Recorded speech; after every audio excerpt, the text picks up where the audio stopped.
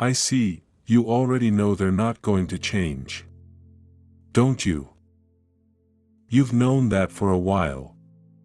You just keep finding reasons to stay anyway.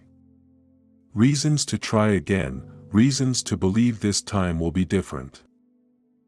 And guess what? It won't. Well, here's what nobody's saying out loud. Some people don't want to be fixed. Not because they can't be, but because being broken, your version of broken, works for them. It keeps you busy, it keeps you focused on them, it keeps you trying. And while you're trying, you're not leaving. They said, I'm working on it. I just need more time. More time, right? How much time have you already given? Look, you're not here because you're weak. You're not here because you're stupid. You're here because you genuinely believe that love, real love, your love, could reach them. But here's the thing, it can't reach someone who's comfortable right where they are. And comfortable is exactly what they are. Think about it. You're the one losing sleep, you're the one falling apart, you're the one trying to fix something they never asked you to fix. Your pain, their gain. That's not a relationship. That's a system. You tell yourself you're staying because you care, because you're loyal, because you don't give up on people. But be honest. Is that really it? Or are you staying because leaving feels like admitting you wasted all this time? All this energy, all this love you poured into someone who was watching it drain out of you and did nothing. Think about it. Nothing.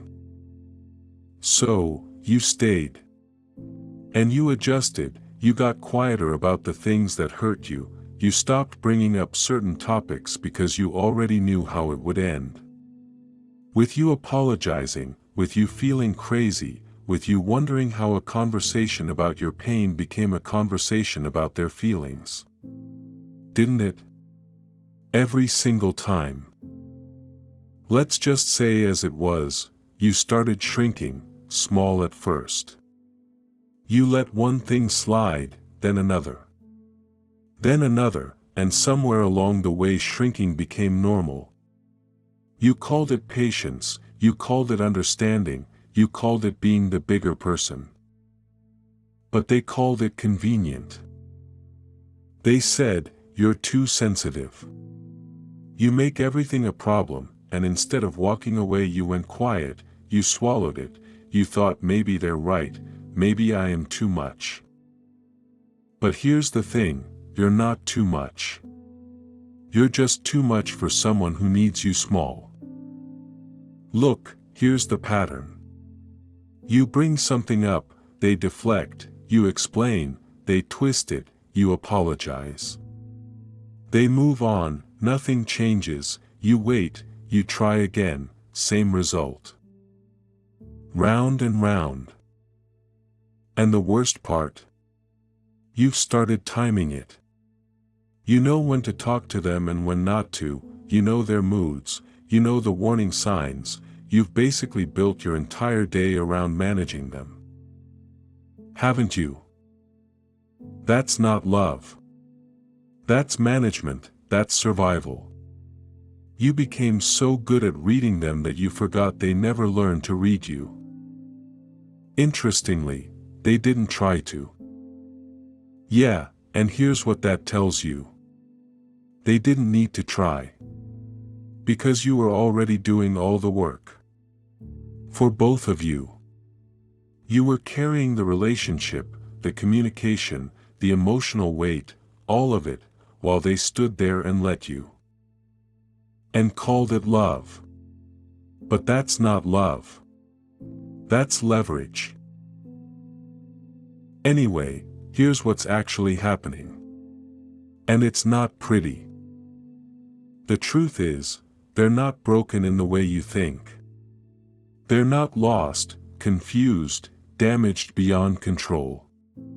They're not acting out because they don't know better. They do know. They know exactly what they're doing, and they do it anyway. Because it works.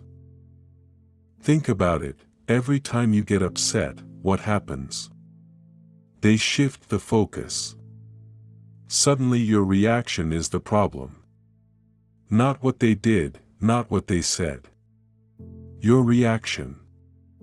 And you sit there trying to explain yourself, calmly, carefully, reasonably, while they watch you do it.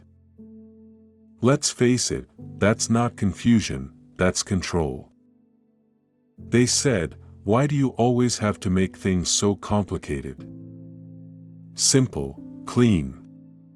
And suddenly you're the one who's difficult, you're the one who can't just let things go, you walk in with a wound and walk out feeling like the one who caused it. Do you remember all of that? Every single time. So, let's call it what it is. This is not a relationship where one person is struggling and the other is trying to help. This is a relationship where one person is struggling and the other is benefiting from that struggle.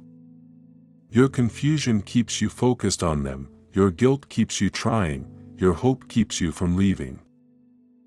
And they, as a matter of fact, they know it. They test it. Maybe not consciously, maybe not with a plan written down somewhere. But they test the limits, they push, you forgive, they push harder, you explain, they push again, you stay. And they learn. They learn that there are no real consequences. That you'll absorb it, that you'll come back, that your love is unconditional enough to survive their behavior. So why would they stop? Come on, why would anyone stop doing something that costs them nothing? They said, I can't help the way I am. Oh, really? Right. They can't help it. And yet somehow they help it just fine at work, with friends, with strangers. But not with you. Interesting, isn't it?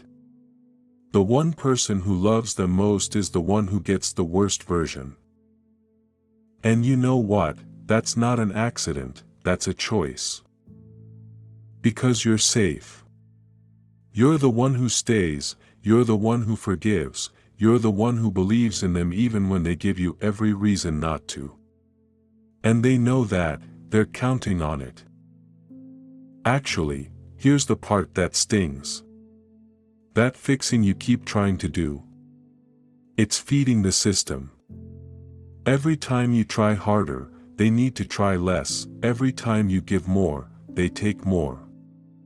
You're not healing them, you're funding them. Your effort, their comfort. Your exhaustion, their stability. Your pain, their gain. And the system keeps running.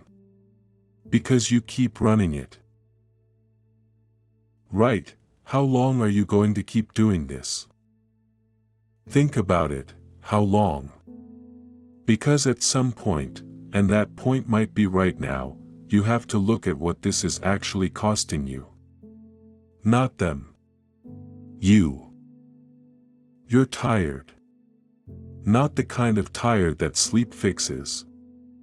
The kind that lives behind your eyes, the kind that makes you heavy before the day even starts. That's not normal, that's not love.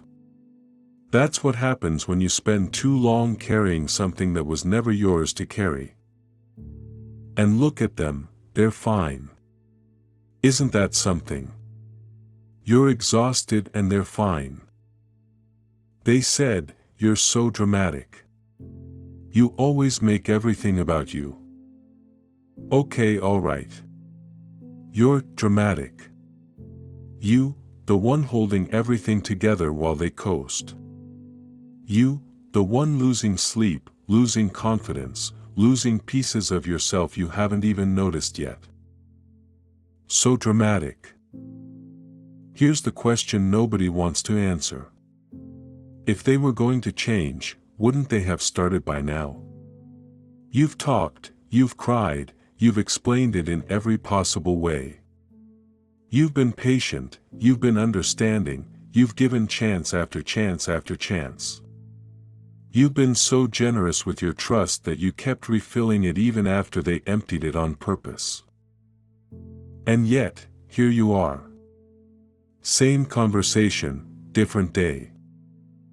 At what point does hope become denial? Because there's a very thin line between believing in someone and lying to yourself about who they are. And you've been on the wrong side of that line for a while now, haven't you? Think about what you've missed.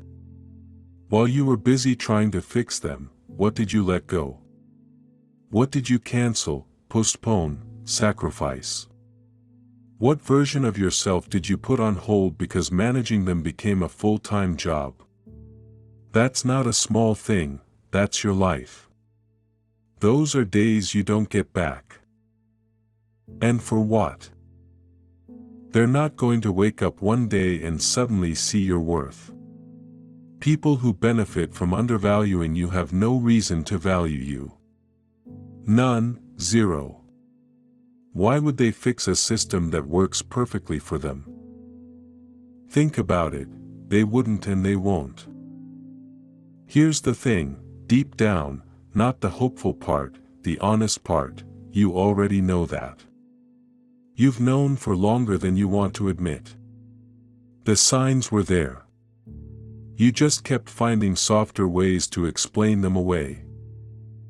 The question was never whether they'll change. The question is how much more of yourself you're willing to spend finding out. Look, here's where it stops. Not when they change, not when they apologize, not when they finally have the conversation you've been waiting for. It stops when you decide that your peace is worth more than this. That's it. That's the whole thing. And honestly, that decision is harder than it sounds. Because you're not just walking away from them. You're walking away from the version of them you believed in, the one you saw glimpses of early on, the one you kept trying to bring back. That person felt real. Maybe they were, once. But you can't build a life on glimpses. And I mean, you just can't. So what does stopping actually look like? It looks like not explaining yourself anymore. Because you've explained enough, haven't you? You've laid out your feelings in every way possible and it changed nothing. So you stop. Not because you're giving up. Because you're done auditioning for someone who already decided not to cast you. It looks like taking your energy back. All that time you spent analyzing their behavior, predicting their moods, managing their reactions, that's yours now. That's time you get back, that space in your head that was occupied by them, rent-free, for way too long. It looks like stopping the fixing. Because here's the cold truth. You cannot fix someone who is using your attempts to fix them against you. Every time you try, you're handing them more proof that you'll stay, more proof that they can keep going. You're not helping them heal, you're helping them stay comfortable. So it's time to stop helping them stay comfortable. Yeah, and boundaries. Not the soft kind, not the, I just need you to be more aware, kind. Real ones. The kind with consequences, the kind you actually follow through on. Because a boundary with no consequence is just a suggestion, and they stopped taking your suggestions seriously a long time ago. Listen, you don't need closure from them. You really don't. Closure isn't something they give you. It's something you give yourself the moment you accept who they actually are, not who you needed them to be. And you need to realize that who they actually are is someone who watched you break and did nothing. And that's enough information. That's all the closure you need. Here we are, here's where we land. You can't fix people who benefit from breaking you. You never could. That was never the problem you were meant to solve. The problem you're meant to solve is this one. The one where you keep choosing them over yourself, the one where you mistake suffering for loyalty, and the one where you confuse staying with strength. Wake up, let's be honest, it's not strength. And you know that now. You've done the work. You've seen the pattern, you know exactly what this is and exactly what it's costing you. So the only question left is a simple one. Will you keep funding a system that was never built for you? Or will you finally walk away and let yourself be the priority for once? You already know the answer.